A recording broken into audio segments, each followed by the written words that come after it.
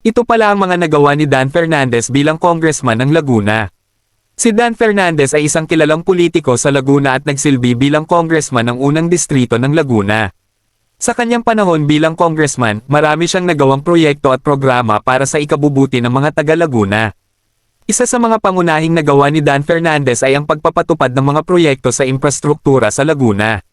Kabilang dito ang pagpapaayos ng mga kalsada, pagtatayo ng mga tulay, at pagpapatayo ng mga pasilidad publiko. Ayon sa isang ulat ng Provincial Government of Laguna, nakatanggap ang lalawigan ng mahigit sa PHP 1 bilyon na pondo para sa mga proyekto sa infrastruktura noong 2019, kung saan ang karamihan ay pinondohan ng Department of Public Works and Highways, DPWH, sa ilalim ng pamumuno ni Kongreso.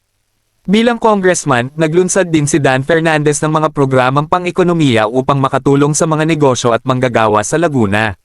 Kabilang dito ang mga programa para sa mga micro, small, and medium enterprise, MSMEs, at mga training program para sa mga manggagawa. Ayon sa isang artikulo ng Manila Bulletin, nakatanggap ang Laguna ng 10 Philippine pesos milyon na pondo para sa livelihood program ng Department of Labor and Employment, DOLE, noong 2020.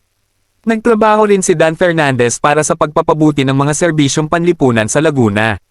Kabilang dito ang mga programa para sa kalusugan, edukasyon, at kapakanan ng mga bata at matatanda. Ayon sa isang ulat ng Laguna Provincial Government, nakatanggap ang lalawigan ng 50 Philippine pesos milyon na pondo para sa mga programang pangkalusugan noong 2018. Bilang resulta ng kanyang mga nagawa, naging matagumpay si Dan Fernandez sa kanyang papel bilang congressman ng Laguna.